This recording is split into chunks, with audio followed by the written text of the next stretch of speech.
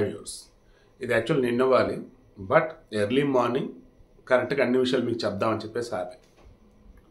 ఇప్పుడు రామ్ గోపాల్ వర్మ అనే వ్యక్తి తాను మాట్లాడిన విధంగా, తాను కాంట్రవర్సీ క్రియేట్ చేసే విధంగా నాకు తెలిసి భూప్రపంచంలో ఎవరు ఉండరు. అయితే ఇతనిని నానా రకాలుగా మాట్లాడిన వాళ్ళు, తిట్టిన వాళ్ళు కుప్పలు ఉన్నారు.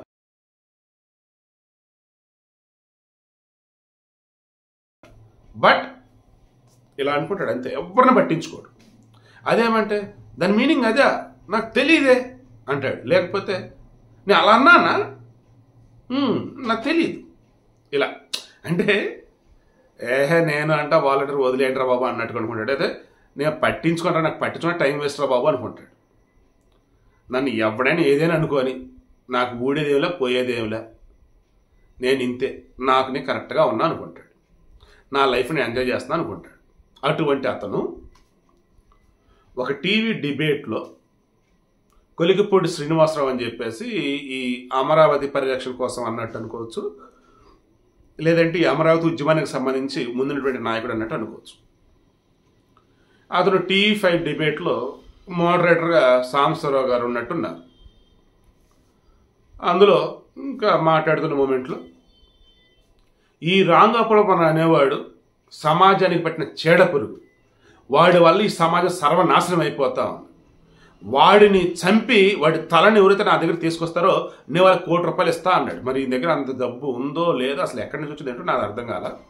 సరే అన్నాడు. అప్పుడు ఆబ్వియస్లీ మోడరేటర్, అఫ్కోర్స్ గతంలో నేను మోడరేటర్ చేస్తున్నట్టు నేను చెప్తున్నాను, ఇమీడియట్ స్టేట్మెంట్స్ అవతల వాళ్ళ నుంచి వస్తే 80% ఒక మోడరేటర్, ఒక యాంకర్ సైలెంట్గా ఉండకూడదు. సో అతను వద్దొద్దండి, మీ మాట వెనక్కి తీసుకోండి, అలా అనకూడదండి అని ఆయన సాంబశివరావు అన్నాడు. బట్ అవును కొలికిపూడి శ్రీనివాసరావు ఏంటి, నేను రిటర్న్ తీసుకోనండి, నా మాట కట్టుబడి ఉన్నా, ఎవరు రామ్ గోపాల్ వర్మని చంపి తల తీసుకొస్తే వాళ్ళు ₹1 కోటి ఇస్తా అని దాన్ని రిపీట్ చేశాను. దాంతో ఇప్పుడు రామ్ గోపాల్ వర్మ ఏమంటున్నాడు, వాంటెడ్గా కావాలని ఆ డిబేట్లో రెచ్చగొట్టి అతని చేత అనిపించింది ఆ యాంకర్ సాంబశివరావు. అండ్ పబ్లిక్గా అందరి ముందు ఏమాత్రం భయాలేమీ లేకుండా ఒక మనిషిని చంపి వచ్చినోడికి ₹1 కోటి అని చెప్పేసి ప్రకటించేసి నాకు ముప్పుని చేజెత్తర కొని తెచ్చే విధంగా చేశాడు ఆ శ్రీనివాసరావు. వీళ్ళ మీద మీరు ఇదిగో వీడియో పెడుతున్నా, ఇదే నా కేసు అనుకుని తీసుకోండి, నేను రేపు వచ్చి మిమ్మల్ని కలుస్తా అన్నాడు. ఈలోపు ఏమైంది, ఆల్రెడీ అంతకుముందే ఈ రామ్ గోపాల్ వర్మ ఆఫీసో ఇల్లు మరి ఏదో మొత్తం ఒకచోట ఉంటాడు అనుకుంటా, ఆడ కొంతమంది వచ్చి నినాదాలు చేస్తూ వ్యూహం సినిమా మాత్రం రిలీజ్ చేయొద్దు, మేము ఊరికే మధ్యన ఇదని చెప్పేసి హడావుడి ఇంకా తగలబెడతా చేశారు. ఈలో పోలీసు వచ్చి గెట్టులెట్టి వెళ్ళిపోయారు. బట్ ఇది రామ్ గోపాల్ వర్మ దగ్గర ఉన్న వీడియోలు తీస్తారు, అదంతా వీడియో తీసేసి దాన్ని ఇదిగో మీ కుక్కలు వచ్చాయని, మీ వాళ్ళు వచ్చారని, అదే ఇదే చంద్రబాబుని, లోకేష్ని, పవన్ కళ్యాణ్ నానా రీతిగా ఈ రామ్ గోపాల్ వర్మ హడావుడి చేసేసాడు. ఎప్పుడైతే ఈ వ్యూహం సినిమాకు సంబంధించి బజ్ క్రియేట్ కావట్లేదు, మొన్న ప్రీ రిలీజ్ ఈవెంట్ పెట్టేసరి అట్టర్ ఫ్లాప్, అది మొత్తం వైసీపీ వాళ్ళే స్టేజ్ మీద, రామ్ గోపాల్ వర్మ మధ్యలో. జనానికి అర్థమైపోయింది, లక్ష్మీ సెంటర్ అని చెప్పేసి 2019 ఎన్నికల ముందు తీశాడు, ఇదిగో ఇప్పుడు ఇది మొత్తం జగన్ కోసమే, జగన్ వల్ల ఆల్రెడీ మేము పడుతున్న బాధలు చాలు, మళ్ళీ ఇదొకటి అని చెప్పేసి జనాలు ఇంట్రెస్ట్ చూపట్ల. ఆల్రెడీ జనాలు విరక్త కలిగి ఉన్నారు, ఒక రకంగా చెప్పండి, నేను ఓపెన్గా మాట్లాడుతున్నా, విరక్త కలిగి ఉన్నారు. ఏ రకంగా, అడ్డదిడ్డగా ఉన్నటువంటి రోడ్ల వల్ల కానీ, మితిమీరిన పన్నుల వల్ల కానీ, జాబులు లేకపోవటం కానీ, మద్యపాన నిషేధం అని చెప్పేసి మద్యాన్ని ఎరువులే పారించడం కానీ, మెగా డిఎస్ లేకపోవటం కానీ, అండ్ అడ్డదిడ్డంగా వీళ్ళు సమాధానం చెప్పడం కానీ అడిగితే, అండ్ మరో అంగన్వాడీ సమ్మె, ఇప్పుడు వచ్చేసి కస్తూర్బా మహిళా స్కూళ్ళల్లో వాళ్ళు టీచర్ల సమ్మె, మున్సిపల్ కార్మికులు, ఇవన్నీ చూసి జనాలు బాబోయ్ వద్ది పరిపాలన అనుకుంటా ఉన్నారు. దాంతో ఈ సినిమాని ఆదరించే విధంగా ఎక్కడ కనిపించట్లేదు. దాంతో ఇక దీనికి బజ్ క్రియేట్ చేయాలన్నా, సినిమాని హైప్ చేయాలన్నా, ఎలా అంటే రామ్ గోపాల్ వర్మ అనుకుంటూ ఉంటే ఇదిగో వచ్చి మరలా చేతులారా వీళ్ళే ఆయన హెల్ప్ చేస్తా ఉన్నారు. ఎవరురా అంటే అలా వదిలేయకుండా వచ్చి సీరియస్గా రామ్ గోపాల్ వర్మని చంపుతామనటం కావచ్చు, ఆ ఆఫీస్ మీద దాడి చేస్తామనటం కావచ్చు, వ్యూహం సినిమా ఆపమని చెప్పడం కావచ్చు, వీళ్ళు కానీ స్టూడియోలో ఉండేసి ఆ కొలికిపూడి శ్రీనివాస ఏకంగా తల తీసుకొచ్చిన వాళ్ళకి ₹1 కోటి ఇస్తామన్నట్టు. కానీ అలాంటప్పుడు రామ్ గోపాల్ వర్మ ఎలా ఊరుకుంటాడు? ఇష్యూ జరిగింది హైదరాబాద్లో, కానీ ఈ సినిమాకి జనాలు చూసేది కానీ, రేటింగ్లు కానీ, పైసలు కానీ మొత్తం వచ్చేది ఏపీలో. ఎందుకంటే ఇది మొత్తం కూడా అక్కడ దానికి సంబంధించి జగన్మోహన్ రెడ్డికి సంబంధించి, ఇక్కడ అందరూ చూసేవాళ్ళు అంత తక్కువ తెలంగాణలో.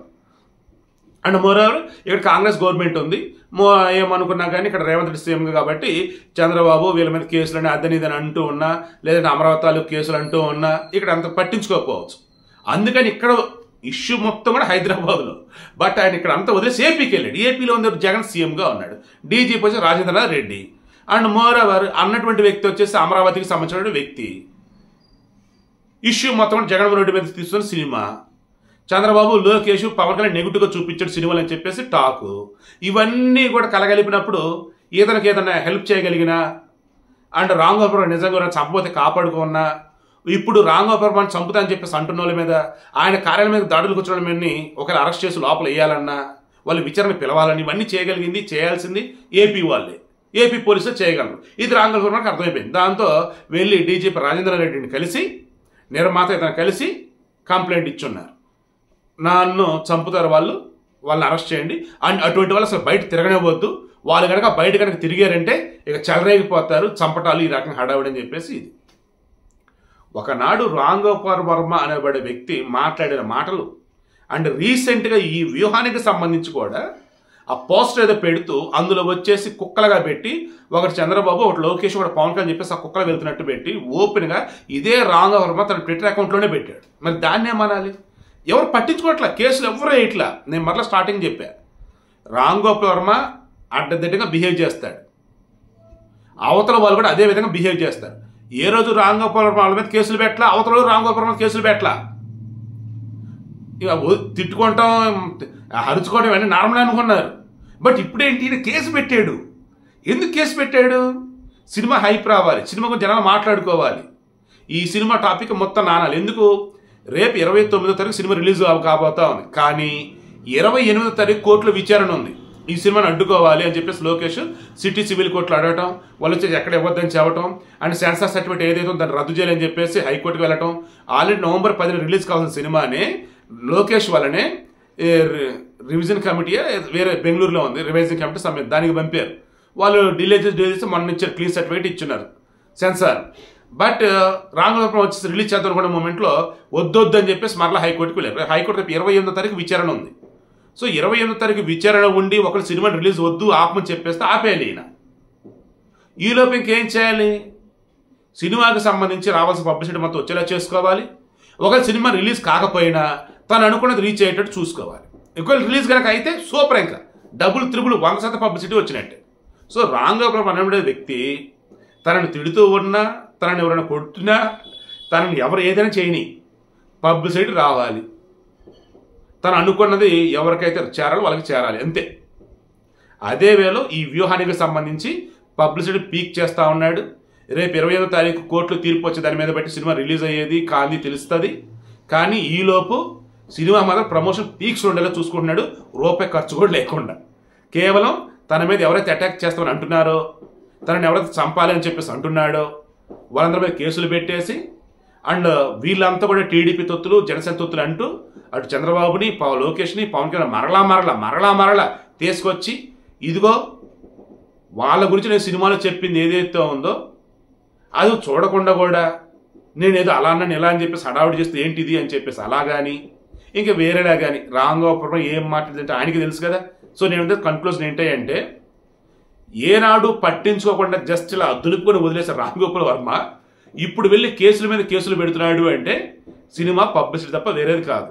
ఆఫ్ కోర్స్ ఏపీ పోలీసులు వచ్చి దీని వెనుక టీడీపీ నాయకులు, జనసేన నాయకులు ఉన్నారని ఏమాత్రం హింట్ దొరికినా అసలు వాళ్ళ మీద కేసులు పెట్టి మళ్ళీ అదో పెద్ద రచ్చ. ఎన్నికలు అప్పుడు వచ్చేసి హ్యూజ్ డ్యామేజ్ అయితే వాళ్ళకి. ఇప్పుడు ఎవరైతే హడావుడి చేస్తూ ఉన్నారో ఇటువంటి వాళ్ళు ఇంకొంతమంది ఉంటారు, వాళ్ళకి సైలెంట్ కాక తప్పదు. ఏదైనా కేసులు పెడుతున్నాడు ఇక్కడ, అండ్ ఏపీ పోలీసులు కేసులు నమోదు చేస్తున్నారు. విచారణ రమ్మని పీలిచ్చి లోపల ఏదైనా జైల్లో కొన్ని రోజులు పెట్టో లేదంటే స్టేషన్లో ఉంచో అది పడలేరు ఎవరు కూడా. బట్ అలా పడేవాళ్ళు ఉంటారు కొంతమంది, మళ్ళీ ఆ బ్యాచ్ వేరు. సో అంతిమంగా రామ్ గోపాల్ వర్మ ఎక్కడ కూడా వెనక తగ్గడంలో ప్రమోషన్ విషయంలో మాత్రం దూసుకుపోతా ఉన్నాడు. తన తల తీసుకొని వచ్చే వాళ్ళకి ₹1 మరి ఆ కొలికలపూడి శ్రీనివాసరావు ఇస్తాడో లేదో మనకు తెలియదు, కానీ అసలు చంపేవాడు ఎవడుంటాడు ఇక్కడ. మొత్తానికి ప్రమోషన్ విషయంలో రామ్ కూడా సక్సెస్ అయ్యాడు. అవతలను మాత్రం నిందలు వేస్తూనే ఉండటం కావచ్చు, లేదంటే భయపెడుతుండడం కావచ్చు, ఏదైతే చేద్దాం అనుకుంటున్నారు కానీ అది అయ్యేటట్లేదు. రేపు 28వ తారీఖులో కోర్టులో, 28 ఈరోజే కదా, సో ఈరోజు కోర్టులో తేలుతుంది ఈ సినిమా వచ్చి రిలీజ్ అయిద్దా లేదా ఏంటి సంగతి అని.